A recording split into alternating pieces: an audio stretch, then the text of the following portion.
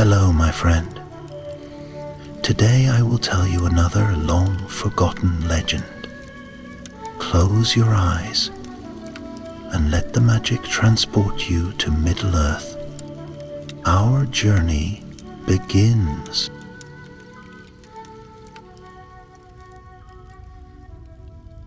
Long ago, in the years after the great shadow fell from Mordor and peace began to blossom anew in Middle-earth, there came whispers among the fair folk of Imladris, Eärendil as the world knew it. Whispers of a relic not seen since the elder days, a mantle of woven starlight called the Starry Cloak of Eärendil. It was said to shimmer with the light of the Silmarillion that Eärendil bore across the sky, sailing his celestial ship.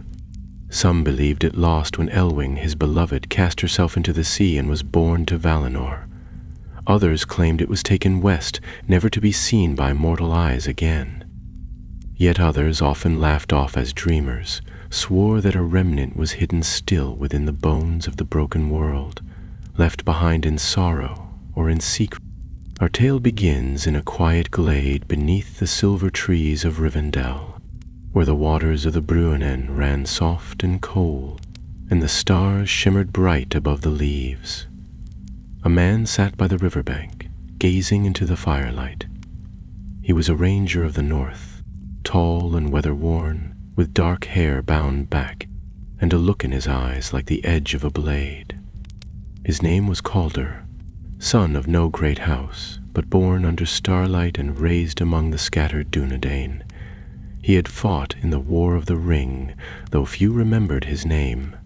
He had walked through darkness in service of light, and now he found himself restless in peace. It was not glory he sought, nor gold. There was something else, an ache like a half-remembered song, a yearning for wonder, for purpose. On this night, an old elf sat beside him, his cloak pale as moonlight, his gaze far off and deep. "The stars are bright," said Calder quietly. "They are brighter tonight than they have been in many years," said the elf, whose name was Mauhir. "As if the sky is remembering." Calder glanced over. Remembering what? Mauhir smiled slowly, as though drawing up a memory from deep wells. A time when a star sailed not just through the heavens, but through the hearts of men and elves alike. A Eärendil's light. There are those who say a cloak was once woven for him, by Elwing's hand, touched by Varda herself. A mantle not of cloth but of starlight. It was said to shield against shadow and show the path even in the blackest dark. Calder listened, heart stirred. What became of it? "That," said Mauhir, eyes twinkling, "is a riddle. Some say it was lost in the drowning of Beleriand, others that it was carried west. But there is a tale I once heard in Lindon, whispered in Sindarin, too old for most to recall." He leaned in, "that the cloak lies still upon the earth, hidden in the ruins of Himring, where once the proud Maedhros held his fortress against Morgoth's tide." Calder frowned. Himring, that place is no more than stone now, sunk beneath the wild hills of the east. "Not entirely," Mali murmured. "There are maps that speak otherwise, and one came into my keeping some years past. Faded, yes, but I've watched your eyes, Ranger. You are not one content with hearth and fire." The elf unrolled a small scroll. Upon its brittle surface, ancient lines danced, rivers long since dried, mountains worn down by time, and a mark like a star near a hill etched with runes. Calder's breath caught. "A chance," Malier said, "to walk beneath forgotten skies, to find what may be the last touch of Elwing's hand in this world." Calder took the map with reverence. He stared long at the star mark. No gold gleamed from it, no power called out, but something within him stirred. Not greed, not pride. The very next morning, as the mists curled low in the vale, Calder made ready. He would not go alone. For such a journey into the bones of ancient lands, he would need companions, skilled, sure-hearted, and bound by no oath save that which they gave freely. First he sought Miriloth, an elf maid of Lothlorien, now dwelling in Rivendell. She had the eyes of one who had seen the golden wood in its glory, and hands that had turned the pages of books older than Gondor itself. She knew the tongues of the Noldor and the maps of Beleriand, and her heart still beat with the song of the stars. When he asked, she looked into his eyes and after a moment's silence nodded. If such a cloak exists, I would see it once before all fades. Next he turned west, where smiths and traders from the Blue Mountains came to share tidings and tools. There he found Brock, a dwarf of the Firebeard clan, short and broad and full of gruff laughter. He bore a hammer with a rune of flame and a thirst for tales older than Mithril. When Calder told of Himring, the dwarf spat into the fire. Maedhros' old haunt? Pah, naught but bones and brambles. But if this cloak's as fine as you say, it's bound to be wrapped in traps and tricks. A dwarf's eyes might save your skin, and I wouldn't mind a look myself. Lastly, as the days grew colder and leaves began to turn, Cawdir crossed paths with Eärendil, a young scout of Rohan who had once ridden under Eomer King. Lean and swift, with hair like wheat and eyes sharp as hawks, he listened to the tale and grinned. I've chased orcs through the East Fold and ghosts through Dunland. Might as well chase stars next. And so it was that the four came together, man, elf, dwarf, and rider, to seek the starry cloak. Not for wealth, not for fame, but for wonder and for the old light that still burned in their hearts. They left Rivendell beneath a moonless sky, the stars their only guide. None among them knew what shadow followed in silence deep beneath the roots of the world. For in the east something stirred in the dark, a remnant of an ancient terror that once bowed before Morgoth. It had heard the whispers too. It remembered the cloak, and it wanted it not to wear, but to unmake. The road eastward was not marked by milestones or carved stones bearing names. It was a way remembered only by the land itself, winding between old roots and forgotten rivers, through valleys where trees grew tall and silent, untouched by axe or flame. The company traveled with quiet purpose, for though they had prepared provisions and drawn maps, there remained the unmistakable sense that they were venturing not just into distant hills, but into something older than time itself. Their path first led them over the high moors of Eärendil, where the wind sang like a harp across the grasses, and cold rain came in sheets that soaked them to the bone. Calder, who led the way, seemed undeterred by storm or distance, and though he rarely spoke of his thoughts, it was clear he was driven by something deep. Miriloth, for all her elven grace, did not complain either, though she often paused to gaze into the distance, her fingers brushing the leaves of trees as if seeking memories hidden in the bark. Brock grumbled, as was expected of dwarves, mostly about the lack of stone beneath his feet or the soggy quality of their trail rations.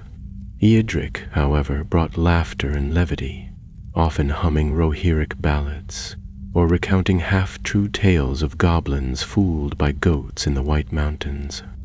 After many days, they reached the edge of the wildlands that once bordered ancient Beleriand. Few now dared to cross into these regions, for they lay beyond the maps of Gondor and even the reach of Elrond's scouts. The ruins they sought, Himring, once a proud fortress of the eldest sons of Feanor, were believed to be little more than broken stone buried in ivy, swallowed by the land after the world was changed. But the map Melhir had given Keldor was more than mere ink and guesswork. Hidden among its folds were fated runes that only Mirloch could read. They spoke of a path beneath the Eärendil, through a forgotten valley once called Lithduin, where the waters shimmered by moonlight and the stars above mirrored themselves perfectly on the surface. There, the runes claimed, the way to Himring could be found. It was near the border of Lithduin that their first true trial came. The sun had set behind the jagged peaks, casting long shadows over the glen where they camped. A strange stillness had settled over the land, as though the very birds had chosen to sleep elsewhere. Calder sat sharpening his blade while Brock tended the fire. Mirloth had taken to studying the stars again, tracing lines from memory that no mortal could name. Eärendil stood watch near the trail they had followed, his spear in hand. Then, quite suddenly, the horses began to stir. Their breath came fast, their eyes wide with silent alarm. Eärendil was the first to move, stepping swiftly to their side, calming them with soft words. But when he looked to the trees beyond, he froze. A shadow moved in the woods. It was not the shape of a beast or wandering traveler, nor did it make the sounds of any natural creature. It moved as though it did not need to, as though the world bent around it. For a moment it was there, then gone again, slipping between trunks like smoke. Calder stood at once. Mirloth's hand went to her bow. Brock reached for the hilt of his axe. The shadow did not attack, nor speak, nor reveal its form fully. But something cold seemed to press upon them all, an ancient, gnawing dread that turned breath to ice and thought to fog. 8 watches, Mirloth whispered, and it knows where we go. Calder nodded grimly. We keep moving. They packed their things in silence and did not sleep that night. Whatever had followed them through the trees did not strike, but its presence lingered like a stain, as though the forest itself had been wounded by it. They left at first light, eyes wary, hands near weapons, and pressed on toward Lithduin. The valley, when they reached it, was as the runes had said. Silver waters flowed gently between mossy banks, and the stars above seemed to dance in perfect reflection on the surface. Mirloth, after studying the waters for some time, began to chant in an elven tongue older than Rivendell. The others watched in silence, though Brock muttered something under his breath about elvish riddles and enchanted puddles. As the chant grew louder, a breeze stirred the water, and the reflection shimmered, not like ripples, but like a painting being redrawn. Mountains not present in the world around them appeared in the mirrored sky, and within them a black hill crowned with broken towers and walls, veiled in mist. That is Himring, Mirloth said, eyes distant. But it's not here, said Eärendil. Not like this. Brock scratched his beard. Could be magic, illusion, or memory. Dwarves have seen such tricks in the deep places. It's not a trick, Calder said. It's a key. He stepped forward, kneeling by the water's edge. Without hesitation, he reached his hand into the reflection. Where he expected cool water, his fingers met something solid. Stone steps, slick with dew but real, a path hidden beneath enchantment. Together they crossed the water, their feet not wet but strangely heavy, as though the world itself were bending to allow their passage. With each step the stars above them shifted and the air grew colder. When they reached the far side, the valley was gone.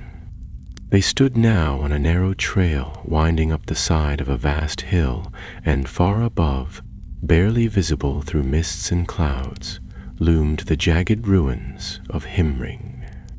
But as they climbed, the air thickened, not with fog or smoke, but with presence.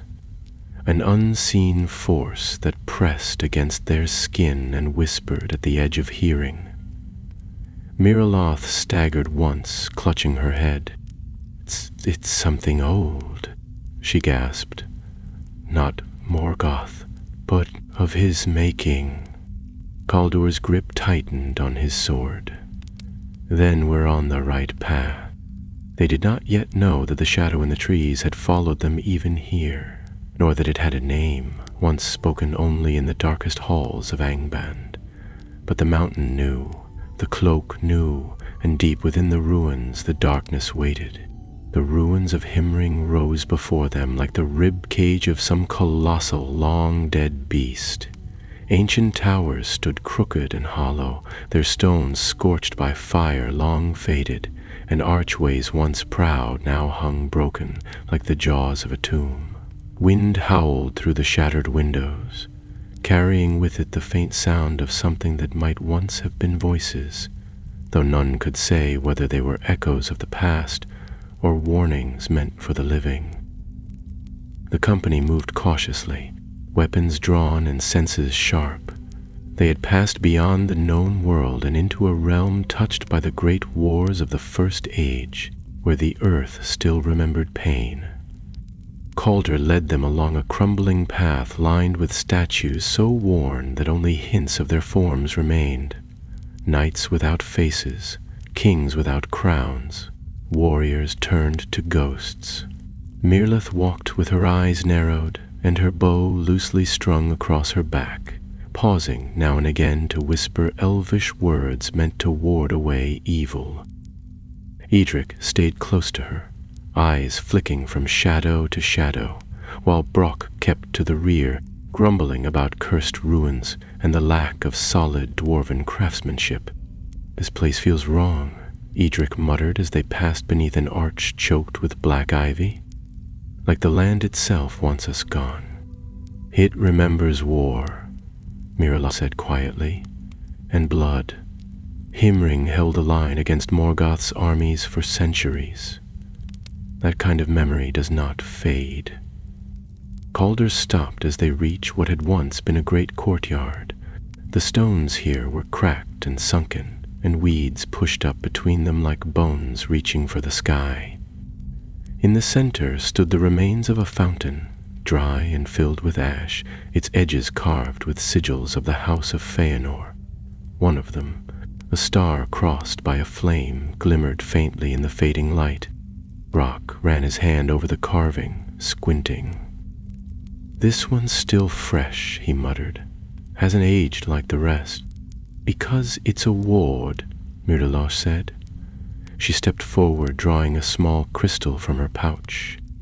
When she held it near the stone, the light inside flickered and turned cold. Something was bound here. Long ago, before Calder could speak, a gust of wind tore through the courtyard, sudden and sharp. The company turned as one, blades ready, but there was no enemy. Only a low, droning hum that seemed to rise from beneath their feet. Then the stone shifted. At first, it was only a soft vibration, barely more than a tremor, but it grew stronger, deeper, until the entire courtyard shook, and the fountain split down the middle with a grinding crack. Dust rose like a cloud, and a section of the ground caved inward, revealing a dark stairwell spiraling into the depths of the earth. No one said anything about stairs, Brock grumbled, peering into the gloom. "And I don't like holes that dig themselves." Eärendil frowned. "Could be a trap, or an invitation," Calder said. "We came here for something hidden. If the cloak is real, it won't be sitting out in the open." They descended, one by one, torches flaring to life as they passed into the dark. The walls were cold and damp, carved with runes so ancient even Miriloth paused to study them in silence. The further they went, the quieter the world became, until even the sounds of their breath seemed muffled by stone. The stair ended in a vast hall, lit faintly by a strange bluish glow.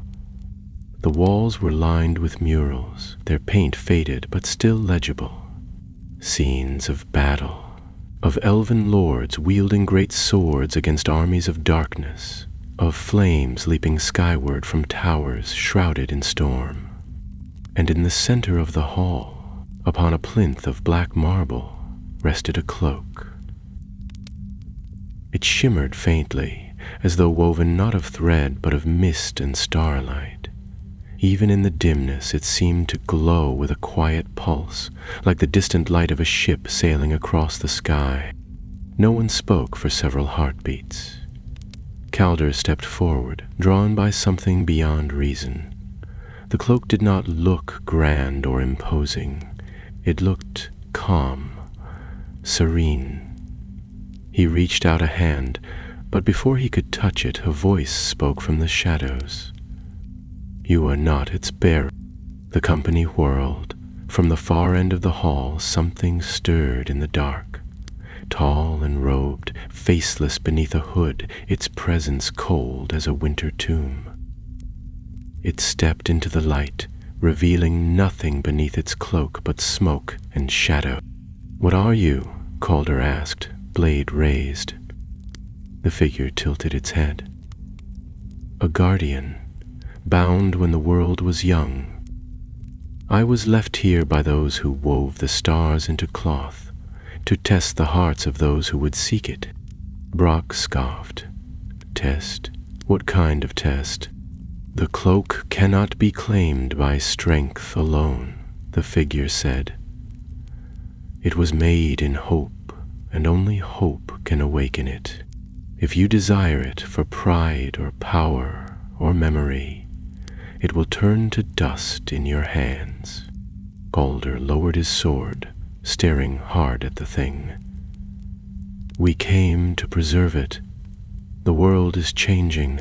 The light that once guided the Eldar fades.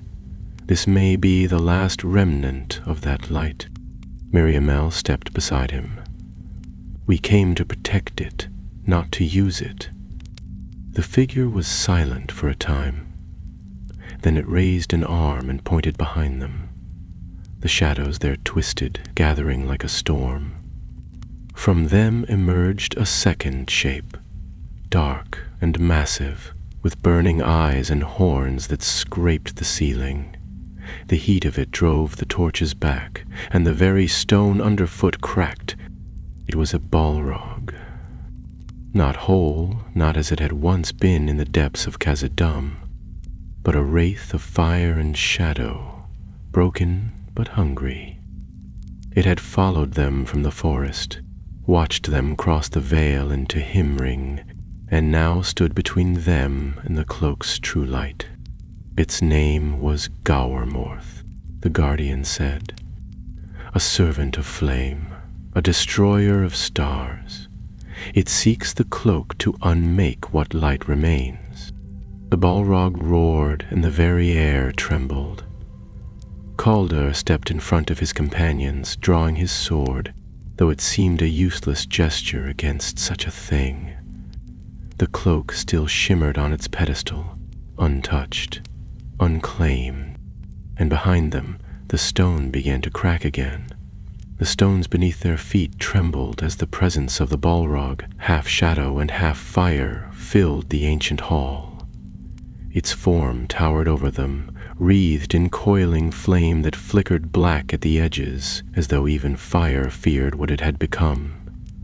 Its eyes red as molten iron fixed on the cloak, and with every breath it drew, the very air grew heavier. A wave of heat surged forward, forcing the company to retreat toward the pedestal. Calder moved first. He stepped between the cloak and the creature, his sword held firm, though sweat beaded on his brow from the heat. The blade shook faintly in his grip, not from fear, but from the weight of what stood before him. Miriloth began to chant under her breath, invoking a protective spell in Sindarin. Threads of silver light flickered around her hands, dancing like fireflies. Brock hefted his axe with a grim expression, muttering something in Khuzdul that sounded very much like a curse, while Eärendil notched an arrow to his bow, his knuckles white with tension. The Balrog moved slowly, deliberately, each step cracking the marble floor. It did not rush. It did not need to. It had waited long ages for this moment, surviving in secret beneath the mountains, feeding on memory and hate. Though it was not as whole as its kin of ancient legend, there was still enough power in its frame to lay waste to a city. Against it, the four companions were little more than embers in a gale.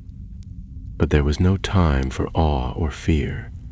Calder turned to the guardian, who remained still, its hooded form unshaken. "If we are to be tested," he said, voice tight, "now would be a good time to tell us how." "The cloak answers only to light," the guardian replied, "to hope freely given. It cannot be taken, only awakened." "Then awaken it," Brock snapped, "unless you fancy being melted into slag." The guardian said nothing. Instead, it stepped back, folding its hands. The test, it seemed, had begun. The Balrog raised one arm, and a whip of flame snapped into being, curling through the air with a sound like a scream. It lashed out, striking the floor where Calder had stood a moment before. He rolled aside, landing near the pedestal, his cloak singed at the edge. Eärendil loosed an arrow that sailed through the creature's upper chest, but it passed harmlessly through, as though the fire itself had swallowed it. Mirloth's spell burst in a wave of silver light that made the beast recoil, but only for a moment. The shadow behind its flame was strong. "This isn't working," Eärendil muttered, stepping back. "We can't kill it. We can't even slow it." Calder turned to the cloak. It hung in stillness, untouched by fire or fear, as if it floated in a world all its own. Stars moved faintly across its surface, their glow steady, unhurried. A sudden clarity came to him then. Not a plan, but a feeling, a memory. He saw again the fires of the Pelennor fields, the black ships of the Corsairs, the broken gate of Minas Tirith. He remembered the fear that had gripped him when all had seemed lost, and the way it had shattered in an instant when the horns of Rohan rang out across the plain.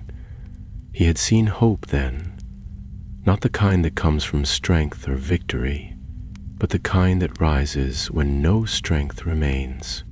He looked at his companions, each still fighting, each refusing to retreat. He thought of Mirloth, whose kin had sailed west, but who had chosen to stay, to remember. Of Brock, who had left the comfort of stone halls for a tale. Of Eärendil, who had been born to the horse lords, but followed a stranger into forgotten lands. None of them were heroes of song, but they stood together, and that was enough. Calder sheathed his sword. He stepped forward and laid both hands upon the cloak. It was cold at first, cold like starlight, cold like deep snow, cold like the silence of space. Then warmth spread through his chest, not from fire, but from something brighter, something older. The stars on the cloak flared suddenly, casting beams of pale light across the chamber. The Balrog shrieked and drew back, its form flickering as the light pierced the gloom. The whip vanished with a hiss, and it stumbled as though struck by a great wind. The cloak rose from the pedestal, floating free, its shape shifting slightly as if it were alive. Then, slowly, it settled across Caldor's shoulders. The weight of it was almost nothing, but he felt as though the sky had wrapped itself around him. Light poured from him in waves, not blinding, but steady, like the dawn breaking over a long night. The Balrog shrieked again, its form writhing, shadows peeled from it, like old skin torn away by light. For a moment, the shape of a twisted elf could be seen within the fire, eyes filled with madness and grief. Then the light intensified, and the creature broke apart, dissolving into ash that scattered across the hall. silence fell. The glow from the cloak dimmed, but did not vanish. It settled into a soft shimmer, pulsing in rhythm with Calder's breath. He turned slowly to face the others. Brock lowered his axe. Miriloth's hands fell to her sides. Eärendil let out a slow breath, then chuckled once. "Well," the Rohirrim said, "that was unexpected." The Guardian stepped forward at last, head bowed. "The cloak has chosen. It may not be kept, but it may be carried for a time." Calder looked down at the stars on his shoulders. "Then I will carry it, not for glory, not for power, but to keep the light alive." The Guardian nodded, and then, as if its task were complete, it faded into nothingness. There was no celebration, no chorus of triumph, only the quiet sound of wind rising through the ruined halls, and the soft glow of starlight where once there had been only dust and fear. The company stood together, no longer just seekers of a legend, but bearers of its truth. They did not yet know what the cloak would ask of them in the days to come, but for now they had passed the trial, and the stars, long silent above the world, had begun to sing again.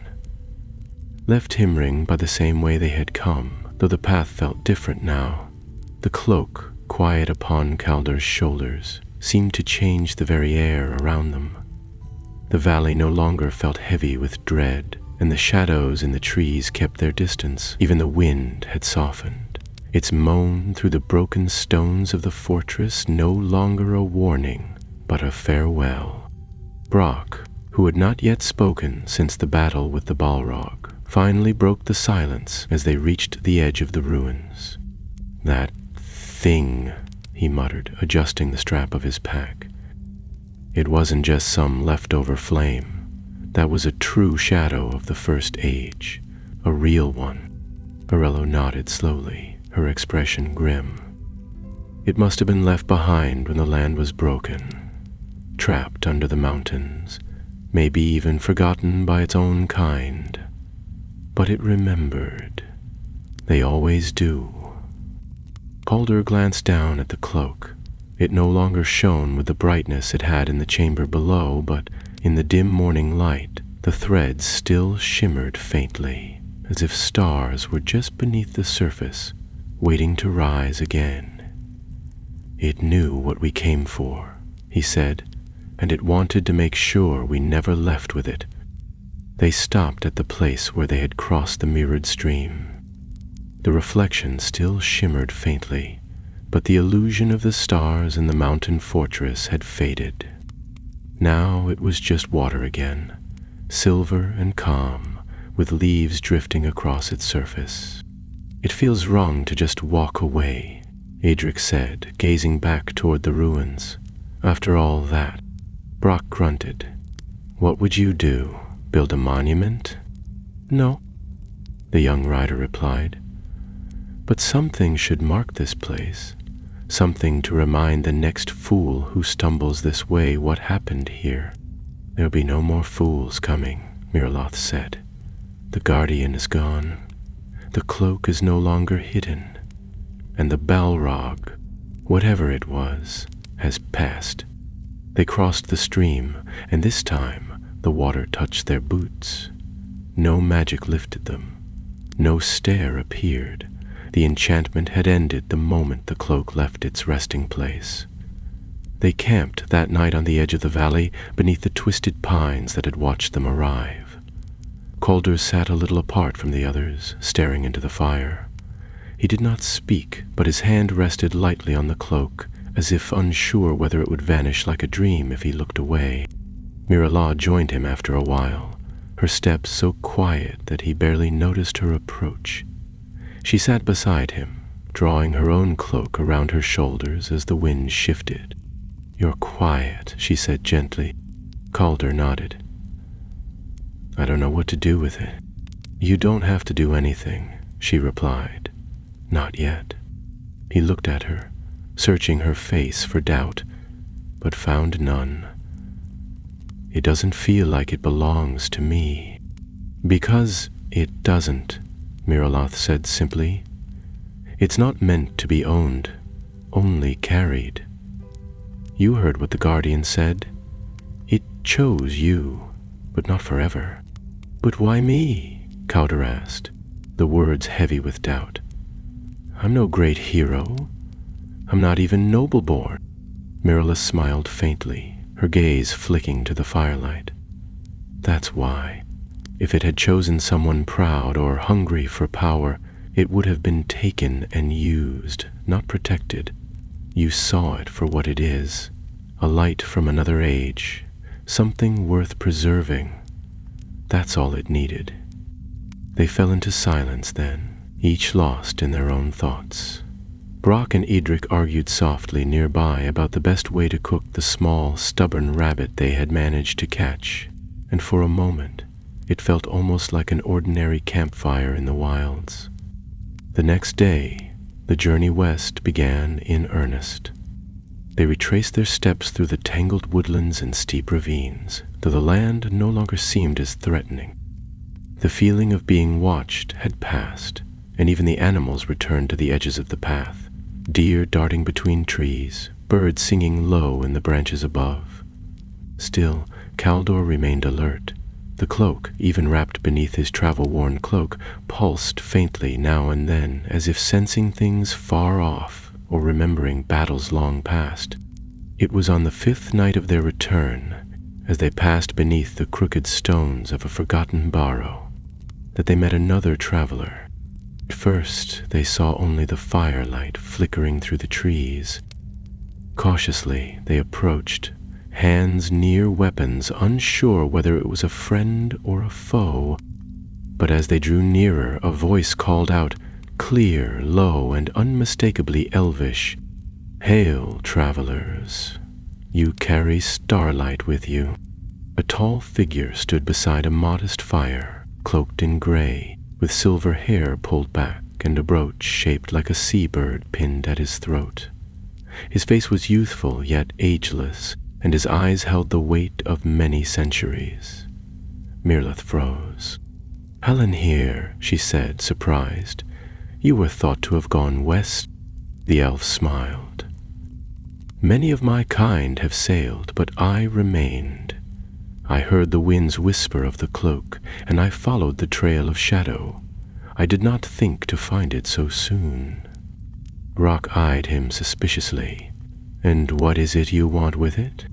"To ensure it is not misused," Eärendil replied calmly, "or lost. The light of Eärendil is not a gift meant to remain in Middle-earth forever." Calder stepped forward. "It chose to remain," he said, "and it chose to be carried." The elf studied him carefully, then gave a slow nod. "Then I will walk with you. For a time. There are still shadows in the east, and not all that was once buried has stayed buried." Eärendil sighed. More company, more danger.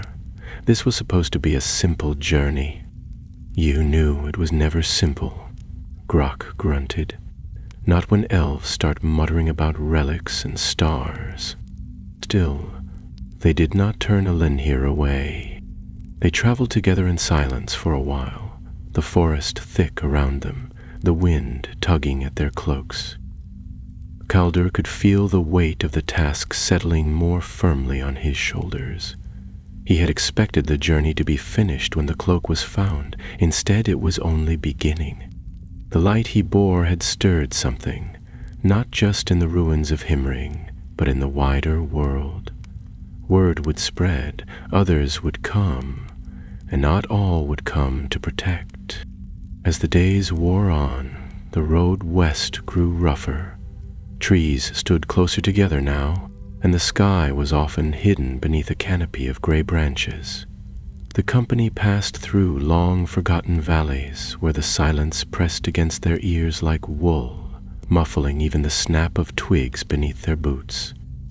Though no new danger revealed itself outright, Calder could sense the tension returning to the air. He felt it in the way birds fell quiet when they approached, and in how the wind sometimes seemed to blow against them no matter which direction they turned.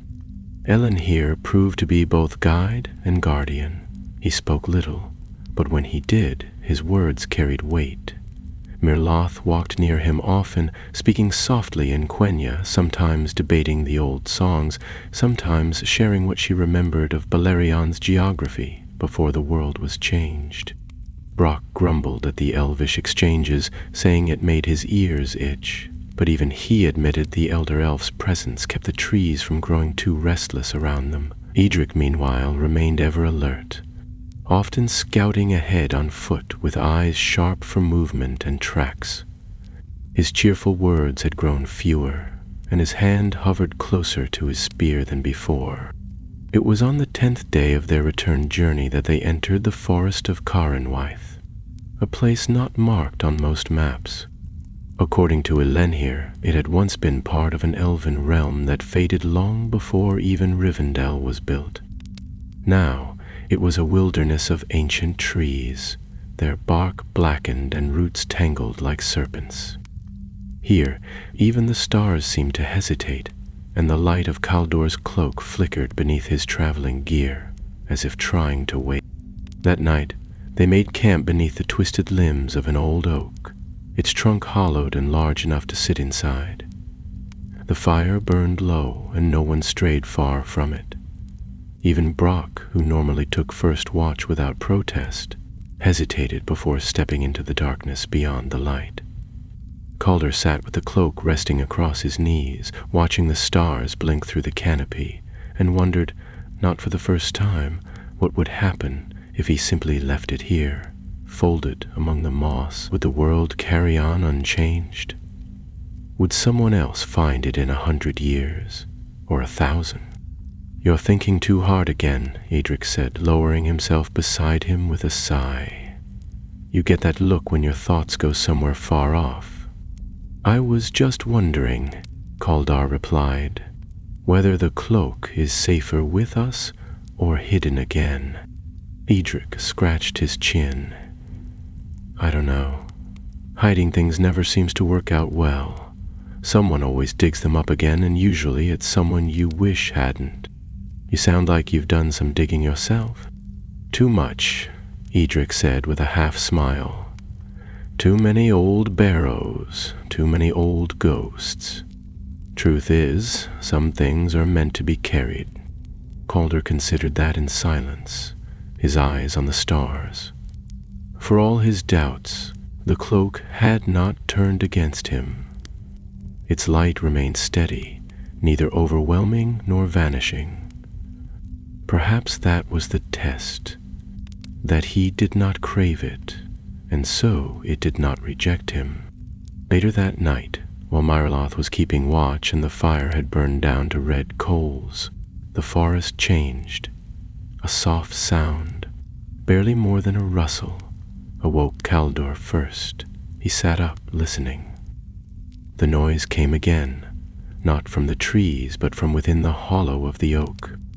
He turned slowly, reaching for his sword, but the voice that followed stopped him in his tracks. "Caldor?"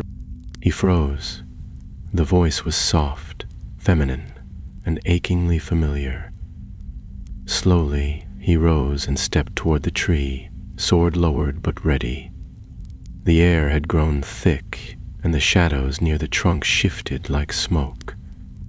Inside the hollow stood a figure wrapped in a pale cloak that moved without wind. "Mother?" he whispered. The figure stepped forward, and in the firelight, her face became clear. It was her. The same eyes, the same gentle smile he had not seen since he was a boy. She looked just as she had before she vanished into the north and never returned. But even as he reached toward her, something in his heart twisted. "You can't be real," he said quietly. "I am what you remember," the figure said, her voice like the hush of snowfall. "You carry something now that does not belong in this world. Let it go. Come with me. Leave the burden behind. Comer stepped back. What are you? The smile faded. The eyes turned dark, and then the thing inside the tree hissed. In an instant, the figure's skin blackened, peeling away into ash. From beneath the cloak emerged a thing of sinew and smoke, its eyes yellow and hungry, its limbs too long, too thin. The fire flared as Mirloth shouted, and Brock sprang from his bedroll, axe in hand. The creature burst from the hollow like a serpent, striking at Calder with claws that dripped shadow. Calder barely raised his sword in time. The creature howled as the cloak flared with sudden light, forcing it back.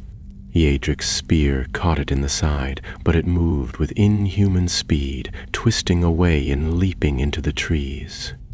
Eärendil appeared beside them then, his own blade drawn, long and silver, humming faintly with power.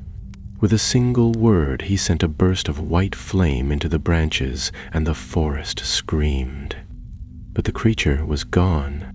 In the silence that followed, they stood around the fire, weapons still drawn, breath coming fast. The forest around them had gone still once more, but not in peace. It was a stillness of waiting, of watching. What in the name of stone was that? Brock asked, glancing nervously toward the hollow. A spirit of shadow, Eleanor said grimly. Something ancient, tied to Morgoth's forgotten works. It used your memory to lure you. They cannot stand against light for long, but they will try again. Table came for the cloak, Mirloth said. They know what it is now. No, Eärendil corrected. They remember what it is, and now they know who carries it. Calder stood very still, the cloak heavy on his shoulders. He did not speak of the voice he had heard, or how close he had come to reaching for it, but the memory of his mother's face, twisted and false, clung to him like frost. They did not sleep again that night. Dawn came sluggishly to the forest of Caranwaith, as though the sun itself hesitated to shine upon such a place. Pale light filtered through the canopy in crooked lines, and the air felt damp and heavy, thick with the scent of moss and something darker beneath. The companions moved quickly that morning, packing in silence, each one still shaken by the encounter in the night. Even Brock, who normally met fear with stubborn jokes, said little, as he hoisted his axe over his shoulder and cast one last glare at the hollowed oak. Calder had slept not at all. The memory of the thing that had worn his mother's face clung to him like smoke. He had always imagined her lost, wandering the northlands or buried beneath the snows, but now he feared she might have fallen to worse than time or winter. The creature had known her, used her voice, her smile. It had reached inside his memory and twisted it like a knife. That was no accident. The cloak was drawing the attention of things long hidden, and they were not merely shadows. They were intelligent, cunning, and determined.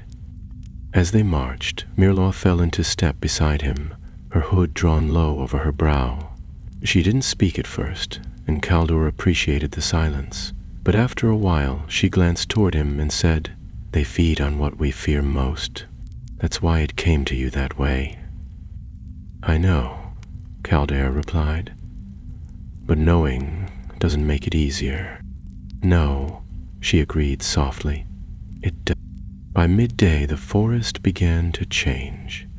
The trees thinned and the underbrush gave way to stone and heather. They emerged onto a wide hilltop, its sides steep and rocky, overlooking the misty lands to the west. From here they could just make out the winding path that led toward the River Lune, and, beyond that, the edges of the Blue Mountains. In the farthest distance, barely visible through the haze, stood the broken outlines of ancient watchtowers.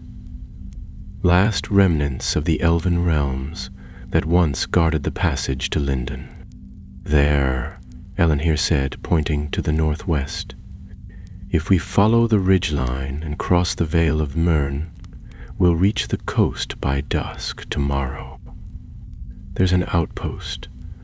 One of Círdan's people still keep watch there. If any know how to speak with the light of the cloak, they will. Brock let out a relieved sigh. At last, someone who can explain why we've been chased halfway across the wilds by ghosts and fire demons. Maybe they'll have food, too. Adric grinned faintly. If they don't, I'll make them. They began the descent from the hill in better spirits, though Caldor remained cautious. The cloak still lay heavy against his back, and though it had saved them in Him Ring and again beneath the oak, it was also a beacon. Whatever had followed them into the forest might not be the last, and even the presence of an old elf guardian might not be enough next time. By nightfall, they camped near a shallow river, its banks lined with low stones and pale reeds. The water was cold and clear, and for a while they allowed themselves to rest properly. Brock produced a small flask of dwarven brandy and passed it around the fire, and Adric told a tale about a goose that had chased a band of orcs clear out of the Eastfold. The laughter that followed was real if brief, and it helped chase away some of the tension that had clung to them since Him Ring. Later, when the others slept and the fire had burned low, Eärendil approached Caldor, who sat alone again, watching the stars through a break in the trees. The older elf lowered himself beside him with quiet grace and looked up without speaking. Finally, Caldor said, "You've known about the cloak longer than we have. What did you expect it to do?" Eärendil was quiet for a long moment before answering. "When I was young, before the fall of Beleriand, before the flight to the west, I stood beneath the night sky and watched Eärendil's ship cross the heavens. The light of the Silmaril shone brighter than any star, and it was said that those who beheld it felt hope, no matter how dark the world around them had grown." He paused, eyes distant. "The cloak was made from that same light, not in substance, but in spirit. It was never meant to fight, nor to conquer. It was meant to remind. That is what makes it dangerous." "Dangerous?" Caladan frowned. "It's a cloak of light. And such minds will twist anything, even oaths. And such minds will twist anything, even hope, into a weapon." Caldor thought of the figure in the forest, the false smile, the promise of comfort and rest. "So, it will always be hunted." "Yes," Eärendil said simply, "until it returns to the west, or until the world ends." They both fell silent, and after a while, Eärendil stood and returned to the others. Caldor remained by the river, his thoughts heavy. He did not regret taking the cloak from Him Ring. He had seen what would have become of it if they had not, but he no longer believed this journey would ever truly end.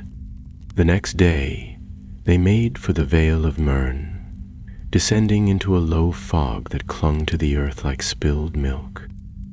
The path narrowed and curved along sharp ridges, with cliffs rising to one side and steep drops on the other. Somewhere in the mist, a hawk called once, then was silent. They were halfway through the vale when they heard the first sound. It was distant, metal on stone, then again, and again, rhythmic, deliberate. The company stopped. Mirlith unslung her bow. Edric reached for his spear. Brock moved closer to Caldor, his eyes narrowed. Eärendil tilted his head slightly, listening. "It's not an animal," he said, "and not wind." The sound came again, louder now, a scraping, then a dragging thud, They turned the next bend slowly, weapons drawn, and saw what waited in the mist. A figure stood in the middle of the path, unmoving, wrapped in black robes that fluttered though there was no wind. Its face was hidden by a mask of silver and bone, and its hands, long and skeletal, clutched a staff of blackened iron that pulsed faintly with red light. Behind it, half concealed in the fog, stood others. 3, maybe 4, each draped in tattered armor and shrouded in an aura of cold that made the rocks glisten with froth. Eärendil stepped forward, his blade already in hand. "Wraiths," he said under his breath, "but not of Sauron's making." The figure raised its staff and pointed it directly at Calder. "Bearer of the cloak," it said, in a voice that rasped like dying embers. "You carry what was never meant for you. Surrender." Calder did not move. He felt the cloak stir against his back, its light waking slowly, like a flame protected by glass. "You'll not have it," he said. The figure tilted its head.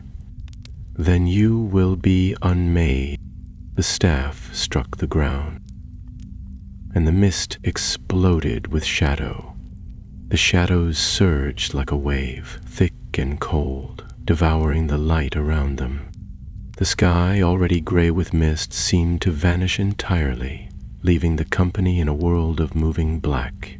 Calder barely had time to draw his sword before one of the robed figures was upon him, its blade forged of shadow and edged in frost. The impact jarred through his arm, but the cloak pulsed in warning, and the darkness flinched back as though burned. Myraloth's voice rang out clear and strong, her chant cutting through the gloom. Silver light erupted around her like a shield, forcing back 2 of the wraiths that had drawn too close. Eärendil darted between them with swift precision, striking low with his spear before twisting away, keeping them at bay with the sharp rhythm of his movement. Brock met one head-on, his axe singing through the dark with a clang of steel against spirit. The dwarf cursed with every strike, muttering about foul air and cowardly ghosts. But his blows rang true, and for a moment it seemed they might hold their ground. Eärendil stood at the center of it all, his sword glowing with a pale blue fire. Every stroke of his blade left a trail of light in the air, and where it struck the wraiths they faltered.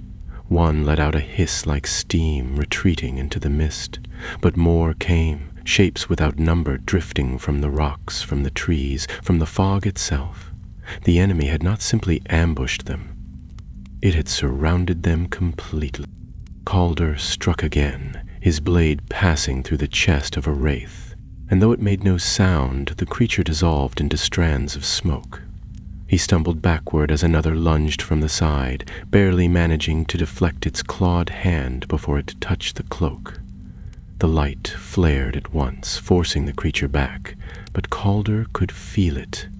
Each time they struck at him, the cloak responded, drawing on something within him to burn them away. He realized, with a cold twist of understanding, that the cloak wasn't protecting itself. It was defending him, yes, but not passively. It was using him. "Fall back," Eärendil called, parrying a strike and spinning to cut another foe across the leg. "They seek to isolate him." The others began to pull closer, moving in tight formation. Brock stood at Calder's right, axe raised. Myrloth took the left, her bow replaced with a short blade etched in elvish runes. Eärendil covered the rear, eyes sharp and breath steady despite the fear on his face. Eärendil stepped forward, taking the brunt of the assault. They fought as one now, not a band of travelers, but a shield wall born of fire and desperation. Still the wraiths came. "Where do they want it?" Calder shouted, ducking under a swipe that scorched the air beside his head. "What are they?" "Lie." There were the remains of those who sought light, but lost themselves to shadow, Eärendil replied, his blade flashing. "They were once men, elves, even dwarves, but they tried to take what was not theirs, and the cloak remembers. They were like us, Eärendil gasped. You mean they were chosen once, Eärendil said grimly. But they tried to command it, not carry it, and it turned them to wraiths. Now they seek to unmake the light they can no longer bear. Caldor's blood turned cold. These were not mere enemies. They were warnings, a glimpse of what he might become should he falter or give in to pride. The cloak did not corrupt by design, but by the weakness of those who bore it with false hearts. He tightened his grip on his sword, willing himself not to fear. The cloak pulsed in answer, brighter now, casting a circle of white light that forced the wraiths back a few steps. One of the robed figures, the one with the iron staff, raised its arm again. The light burns us, but we were born from light, it said in a voice that echoed in the marrow. You are not worthy to bear it. None of you are. I don't claim to be worthy, Caldor said, stepping forward despite the wind and fear. That's not why I carry it. Then you are a fool, the wraith hissed. Maybe, Caldor replied, lifting the cloak from his shoulder and letting it shine in full. But I still remember why it matters. The cloak burst into brilliance. This time, the light did not flare and fade. It did not lash out like a weapon or flicker like a torch. It simply expanded, slow and steady, bathing the veil in starlight so pure that for a moment the world held its breath. The wraiths screamed, not in pain, but in memory. The light passed through them like truth, revealing what they had once been. Some fell to their knees, whispering names lost to time. Others fled into the mist, their shapes breaking apart. Only the leader remained, its staff raised as if to defy the heavens themselves. But the light was not his to defy. The cloak's glow wrapped around Caldor, then reached outward. A single star blinked into view above his head, and as it shone down, the wraith's form cracked like glass. The mask shattered. Beneath it, there was no face, only emptiness and regret. With a final, echoing breath, it dissolved into ash, and the mist began to lift. For a long moment, there was only silence. The companions stood together, weapons lowered, breathing hard. The air smelled clean again. The rocks were no longer slick with frost, and the sunlight broke through the clouds as if in relief. Mirloth lowered her blade. Is it over? Eärendil nodded slowly, wiping blood, not his own, from his blade. For now, but this was only one part of what watches the world. The cloak's light calls to many. Brock leaned on his axe. Well, if they come like that again, we'll need a bigger fire. Eärendil gave a weary laugh. Or a second cloak. They gathered what strength they had left and pressed on through the veil. By nightfall they saw lantern light in the distance, warm and golden, swaying in the evening breeze. The outpost Eärendil had spoken of stood on a cliff overlooking the sea, its towers small but strong, its walls ancient and watchful. As they approached, elven guards met them at the gate. One of them bowed low when he saw Caldor. You carry the last light, the guard said. We have waited a long time. Caldor said nothing, but the cloak stirred against his shoulders, and the stars above seemed to shine just a little brighter. The outpost at the edge of the sea was called Eärendil, the Star Haven. It had been built in the days when Lindon still flourished and ships sailed weekly into the west. Though many of its towers now stood empty, the halls remained clean and well kept, and elven lanterns glowed with soft silver light that never flickered nor died. The guards welcomed the company not with fanfare but with a kind of quiet reverence, as though the arrival of the cloak fulfilled a promise older than any of them could remember. They were led through a stone passage that opened into a circular courtyard, its center dominated by a white tree that shimmered faintly under the stars. Water flowed beneath it from a hidden spring, weaving through channels in the floor and singing softly as it moved.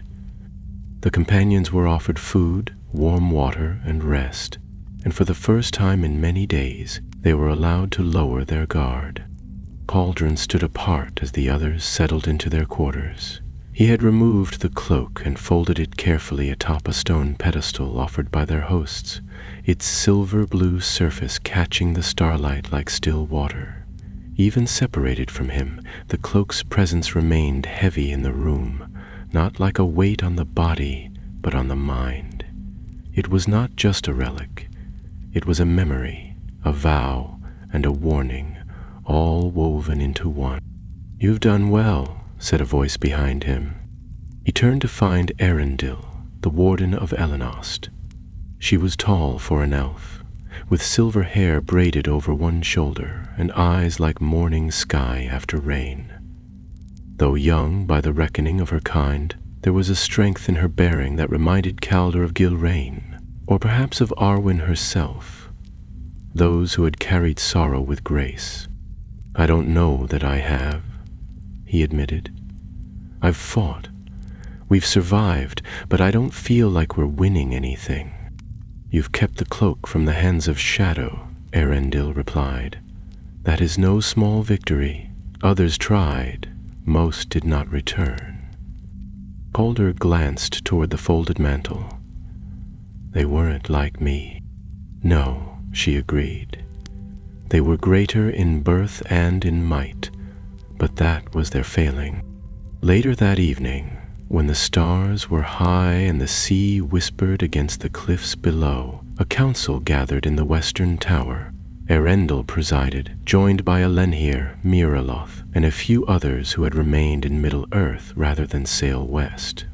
Scrolls were unrolled, ancient names spoken, and long sealed texts read aloud in soft voices. Calder listened quietly, not out of disrespect, but because most of what they discussed reached far beyond his knowing. Histories of the Noldor, records of the cloak's first weaving, songs of Elwing and her flight to the sea. At last, Elenhir turned to him. "We have confirmed what we suspected," he said. "The cloak was not made merely as a gift. It was created to be a vessel of remembrance, carrying the light of hope through ages that would forget it. That it survived the fall of Beleriand is miracle enough. That it has awakened now, in the days after Sauron's fall, is no accident." Calder met his gaze steadily.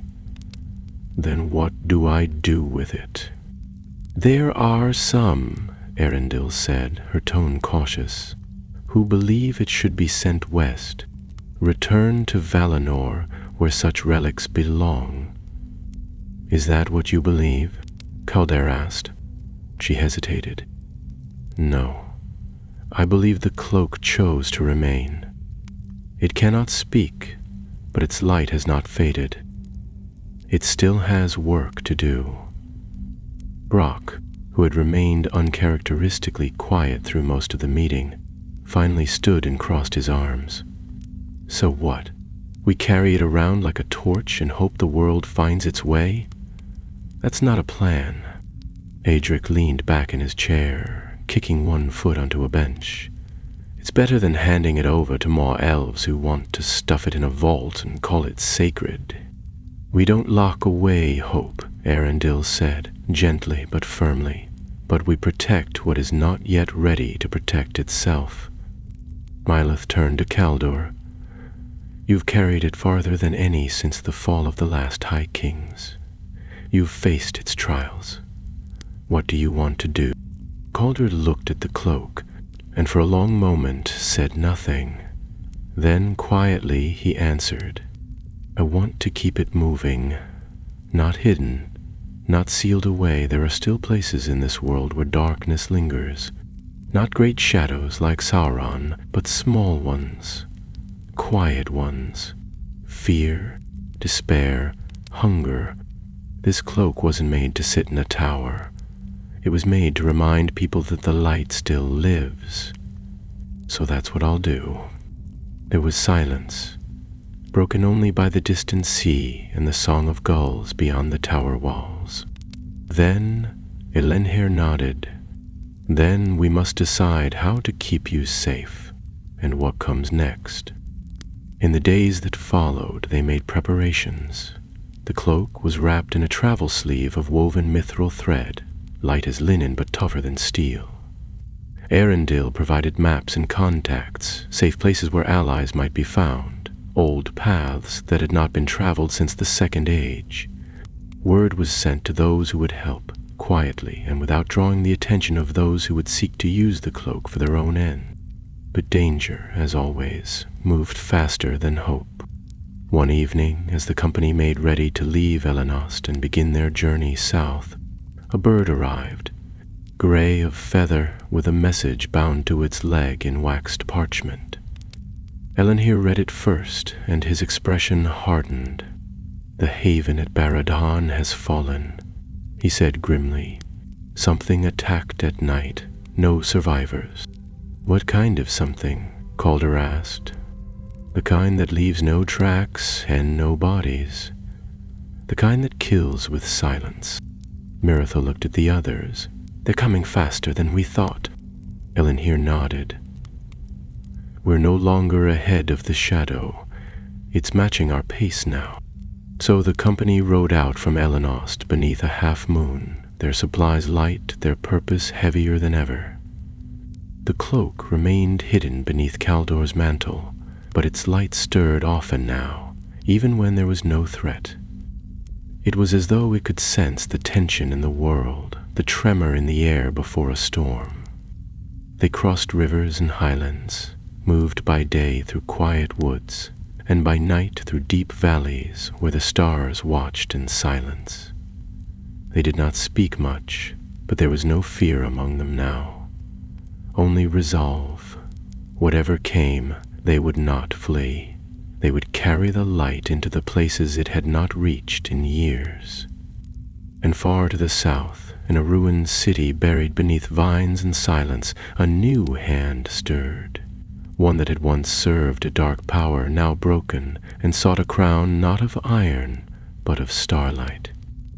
The land south of Eärendil grew wilder as the company journeyed on, and the roads they followed grew less like roads and more like trails remembered only by trees and stone. Where once proud kingdoms had built watchtowers and bridges, there were now only mossy ruins and half-buried stones covered in ivy. No banners flew, no horns sounded, and even the wind moved quietly, as though the land itself was listening. Calder rode at the head of the company, the cloak hidden beneath his plain traveling mantle, its light held close and quiet. Though it no longer flared with warning, it still pulsed faintly in moments of unease, like the beat of a heart sensing danger before it was near. It did so now as they entered a narrow gorge, the cliffs rising high on either side, gray and cold. There were signs that others had passed through recently. Old footprints, a torn bit of cloth snagged on a bramble, a fire pit long cold, but not yet buried by time. None of these things reassured them. "We should move quickly," Eärendil said, scanning the heights. "Places like this are easy to trap, or ambush," Brock muttered. "Dwarves have lost whole caravans to gorges like this. You think you're alone until the arrows come down." Despite their caution, they made it through the gorge without attack. But Calder's unease only grew.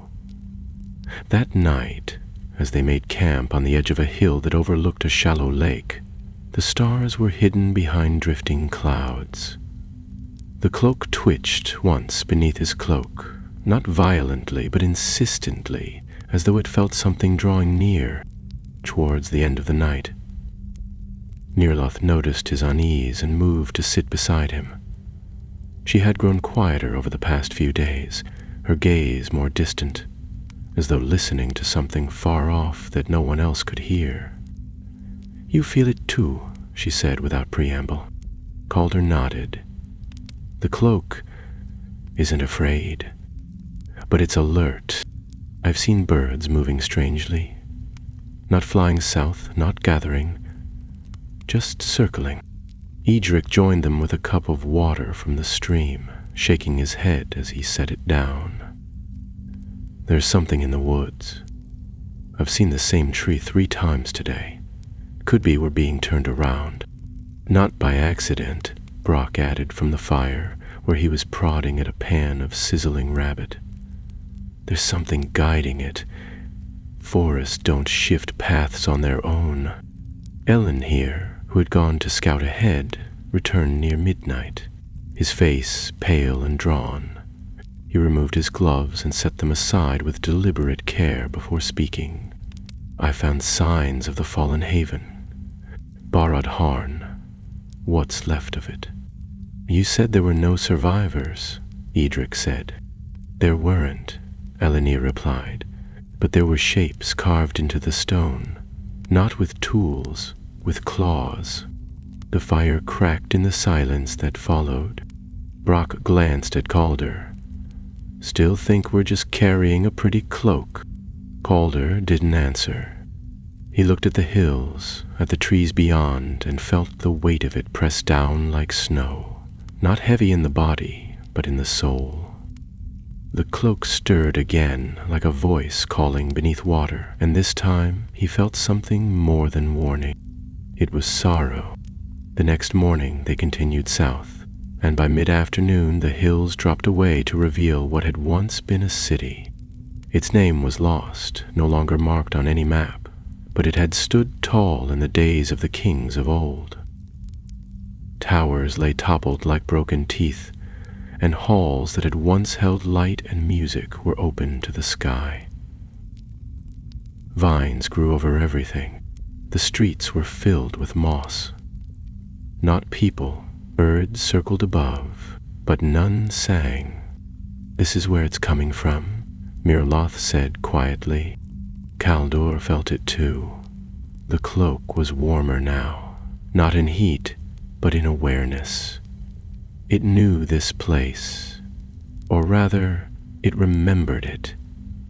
He stepped carefully between the broken stones, and the others followed, their weapons ready, though the silence here was like thick fog, slowing thought, dulling sound. In the center of the ruin stood a statue, cracked and half-buried, but still tall. A woman with her arms raised, her face serene, her hair flowing like water down her back. In her hands she held a star. "Elwing," Eärendil murmured. "This place was built to honor her. A sanctuary for the memory of the light." Calder approached the statue slowly. The cloak shifted across his back, brushing lightly against the stone as he reached out to touch the figure's hand. A hum stirred in the air, low and deep, like the memory of a song long unspoken. Then the earth shook. The tremor was small at first, just a shiver beneath their feet, but it grew quickly. Stones rolled down the edges of the ruin. Trees groaned. A great shuddering moan echoed from beneath the city, as if something vast and ancient had been disturbed in its slumber. "Move!" Eärendil shouted. They ran. Caldor snatched the cloak back into his arms and bolted from the statue, the others not far behind. Cracks split the ground. Dust filled the air.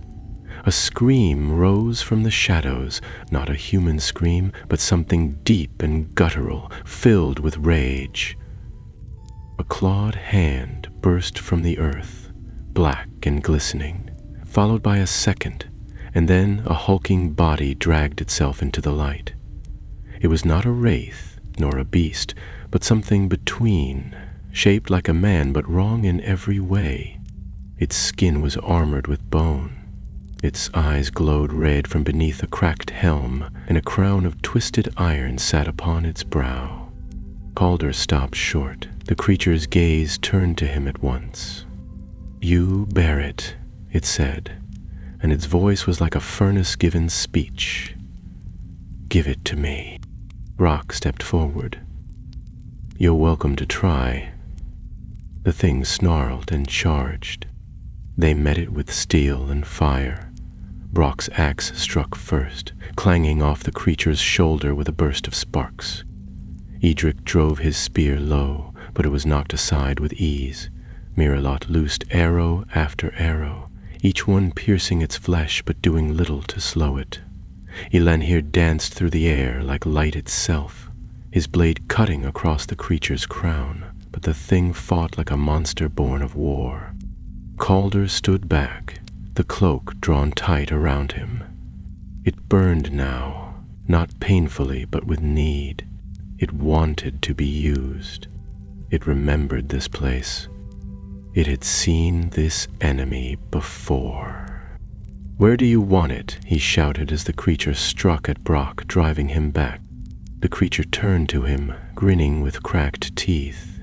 "Because I am what it was meant to stop, and I have waited long for it to return." The creature that had risen from beneath the ruined city towered over them all, taller than any orc, broader than any troll, and yet far more cunning than either. It moved not like a beast, but with the certainty of something that had fought in wars before the world was divided by sea and shadow. Its crown of rusted iron shone with veins of crimson, and when it spoke, its voice rang with memory, a memory not its own, but taken, stolen from the bones of kings and the whispers of the dead. Calder backed away slowly, the cloak pressed to his chest. His companions fought around him, blades flashing, arrows flying, but nothing seemed to bring the creature down. Each wound only bled smoke, each blow only slowed it for a breath. Brock had already been thrown against a pillar, his axe lost in the rubble. Miralot kept her distance, her quiver nearly empty, while Eärendil circled warily, spear broken, holding only a dagger now. Eärendil alone still stood between the creature and Calder, his sword gleaming with blue fire, his stance firm. But even the old elf looked wearied, his breath shallow and gaze strained. "It knows the cloak," Eärendil said, never taking his eyes off the creature. "Or what it once was." "Then what is it?" Calder demanded, his voice low. "Something twisted by time and hatred," the elf replied. "A relic, like the cloak, but one corrupted. Perhaps once a guardian or a king, but no longer." The creature stepped closer. With every footfall, the stones trembled.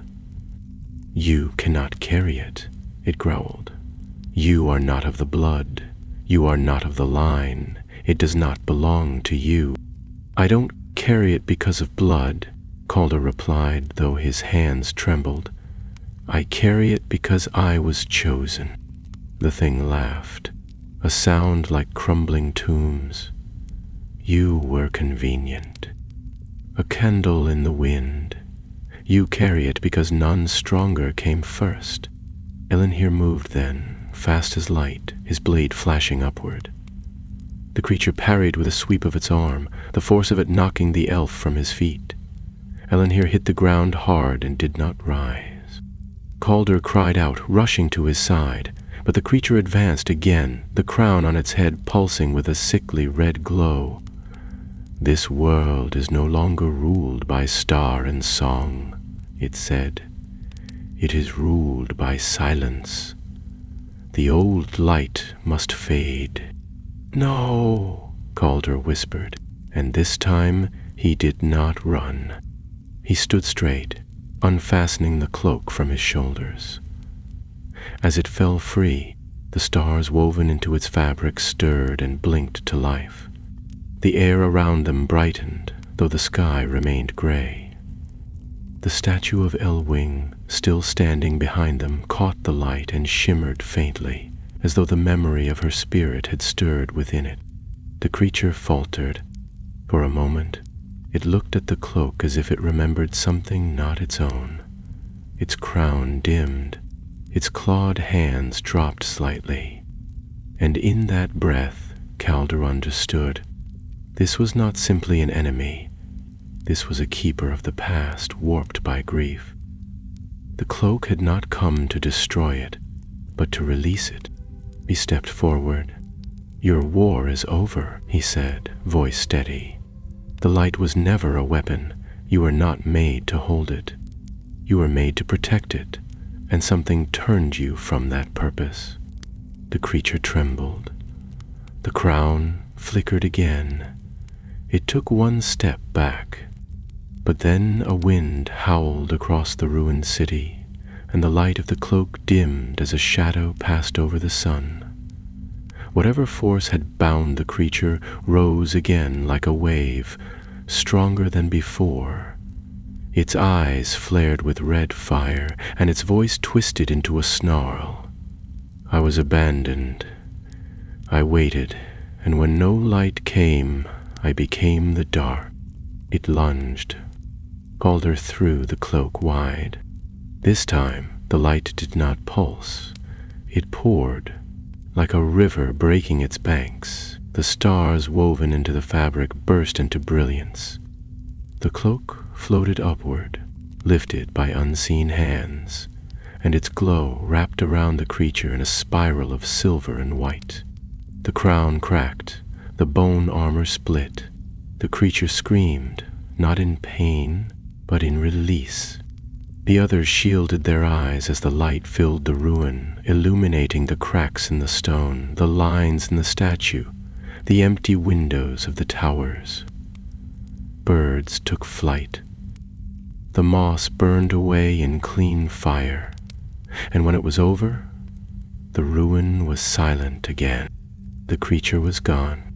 In its place, only the crown remained, no longer pulsing with malice, but blackened, broken, and empty. Calder fell to his knees, the cloak folding itself gently about him, its light fading back to a low, gentle shimmer. Eärendil groaned and sat up, clutching his ribs. "Well," the elf said with effort, "that was unexpected." Eärendil retrieved his knife and gave a low whistle. "I didn't think you'd talk that thing down." "I didn't," Calder replied. "The cloak did." Brock hobbled over, rubbing a bruised shoulder. "Well, remind me never to borrow it then. My voice doesn't shine like starlight." Miroslav knelt beside the broken crown. It was old, older than this city, perhaps as old as the cloak itself. They were meant to be part of the same story once. "But not anymore," Calder said, standing. "This story is still being written." They left the ruined city before sunset, moving east now, towards safer lands. The sky had cleared, and for the first time in many days, the stars were visible without veil or mist. Calder walked at the head of the company, the cloak resting on his shoulders like a mantle of calm. He did not know where the path would lead next. He did not know what other remnants of the past would rise to meet them. But the light was still with him, and the world, though battered and quiet, still listened. The road home was long, but no longer uncertain. Though their path wound through shadowed woods and quiet dells, the fear that had once followed the company like a second shadow had loosened its grip. The sky remained clear, and the stars were constant. Where once they had feared pursuit at every turn, they now walked with the calm that came after a storm. Not safety, perhaps, but a peace hard-earned and deeply felt. Calder walked at the head, the cloak folded neatly over his shoulders, its light subdued but never absent.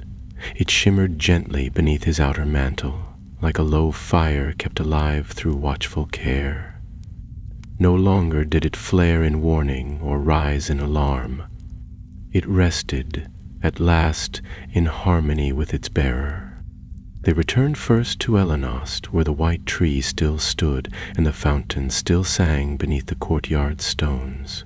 Eärendil greeted them with quiet relief, her sharp gaze taking in each of them before settling on Caldor with a nod that spoke more than words.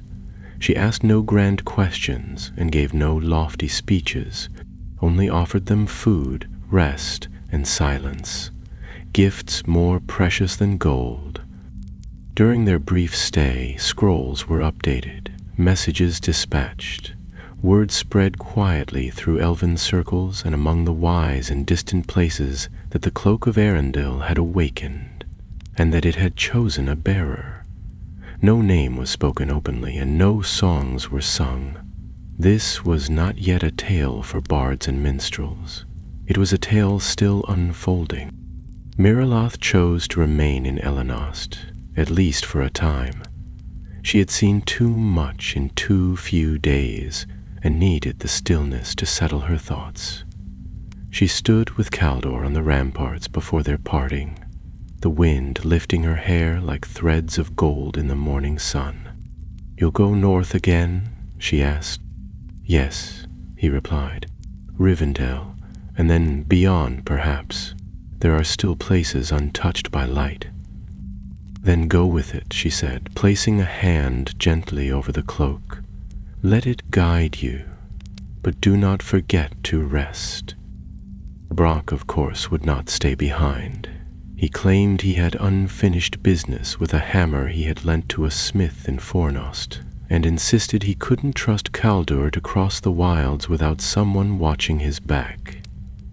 He never mentioned the cloak directly, but more than once Caldor caught the dwarf glancing at it with a mix of respect and deep thought, as if trying to recall some half-forgotten story from his people's past that he hadn't known mattered.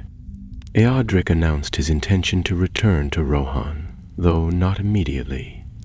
He had maps to deliver and messages to carry. He said it with a grin, but Caldor suspected his heart had been stirred more than he would admit. Before they left Elenost, he pulled Caldor aside and pressed a small pendant into his hand. "It's nothing special," Eärendil said. "Just a charm my sister gave me for luck.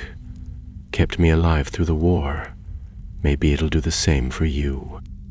Caldor tried to thank him, but Eärendil had already walked away. They left Elenost under a pale dawn, crossing the hills in silence. The world around them had not changed, not truly, but they had. They no longer walked as strangers seeking a legend, but as keepers of it. Caldor no longer feared the cloak's power or questioned its purpose. He did not wear it for glory, nor did he carry it as a burden. He carried it because it was needed. And though the dangers had not passed, he knew now that the cloak would not always be his. It was not meant to be held forever. It was meant to pass from hand to hand through shadow and fire, so that each bearer might carry its light forward just a little further. Weeks passed, and the seasons began to turn. They crossed into the northern lands again, where old trees remembered elves in Dunedain, and the rivers ran clean and cold. They saw no sign of wraiths or beasts, no shrines of broken crowns, but at night, Caldor still saw flickers at the edge of firelight. Memories, perhaps, or watchful eyes. The cloak never stirred in alarm, only in recognition. Then, at last, they came to Rivendell. It was quieter than Caldor remembered, but no less beautiful. The waterfalls still leapt down the cliffs like silver threads, and the trees still bent in greeting. The halls, though emptier now, held their warmth. And as Caldor passed beneath the arches into the central courtyard, he felt the cloak grow lighter, not in magic, but in mood. It had come home, at least for a little while. Elrond's heir Estelion met him with quiet dignity, a young lord, not yet a king, but with wisdom in his bearing and kindness in his eyes. When Caldur presented the cloak, Estelion did not reach for it, nor did he bow. He simply said, "It still shines, that is enough." The cloak remained in Caldur's care for now. There were still places to go, villages where the harvest had failed, roads where darkness lingered, places where hope had been forgotten. Caldur took no servants, no guards, only Brock, always grumbling, and a long gray cloak that shimmered with stars beneath the moonlight. And so the story of the starry cloak did not end. It passed into the whispers of the free peoples, into lullabies and fireside tales. Some said it would one day return to the sea, borne westward like its first bearer. Others believed it would vanish in the final battle, lighting the sky one last time before the world was remade.